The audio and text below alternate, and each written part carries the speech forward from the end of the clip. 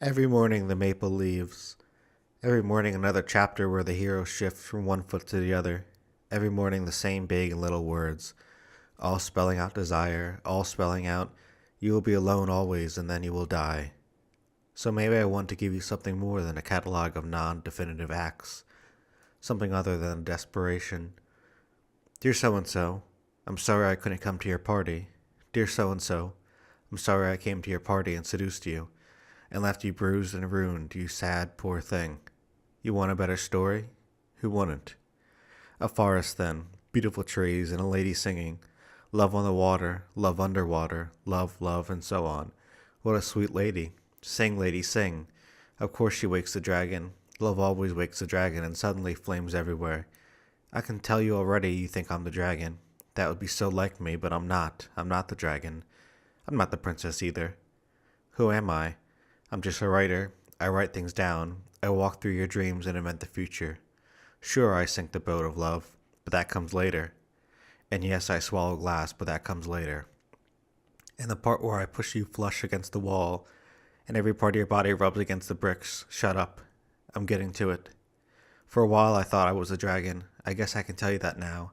And for a while I thought I was the princess. Cotton candy pink, sitting there in my room, in the tower of the castle, young and beautiful and in love, and waiting for you with confidence.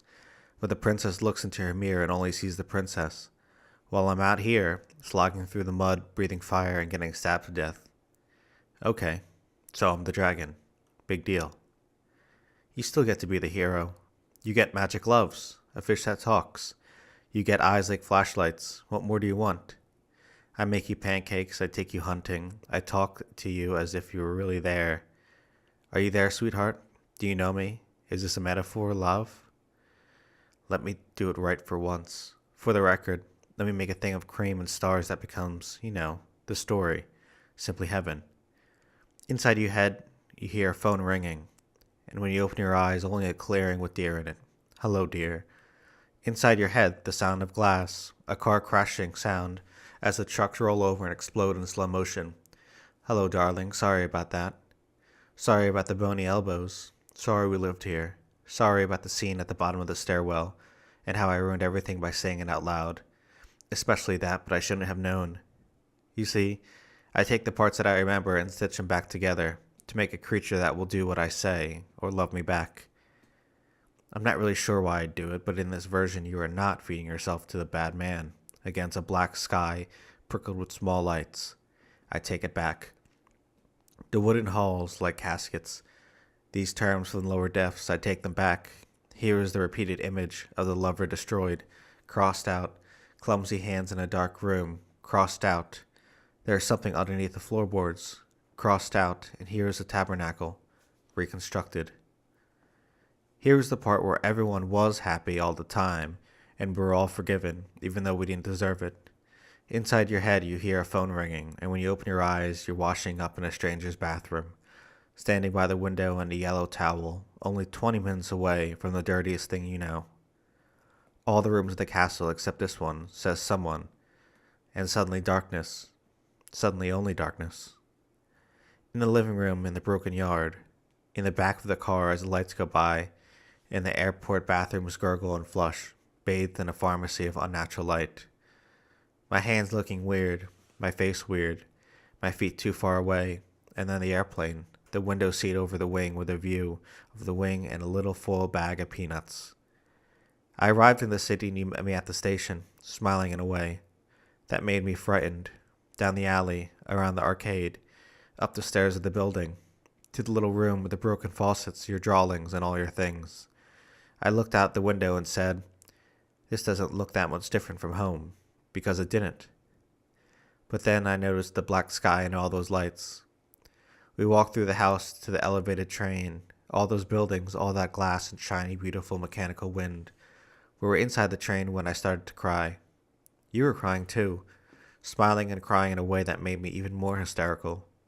You said I could have wanted anything, but I couldn't just say it out loud.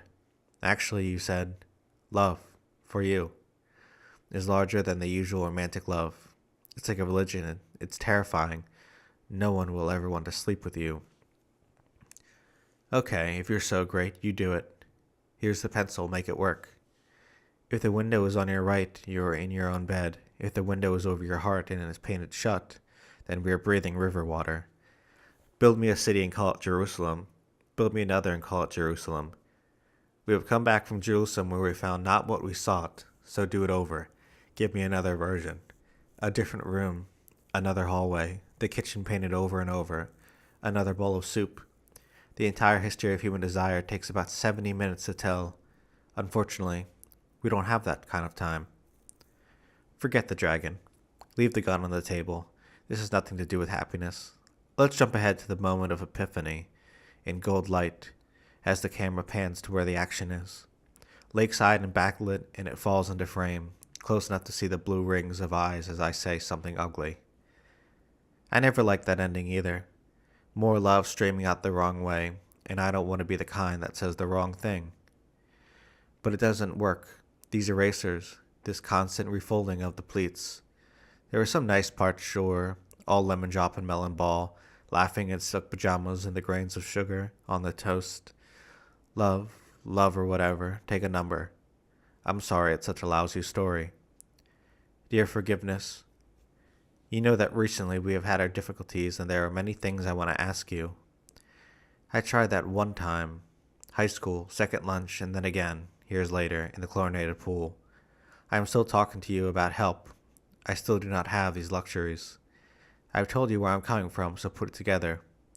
We clutch our bellies and roll on the floor. When I say this, it should mean laughter, not poison. I want more applause. I want more seats reserved for heroes.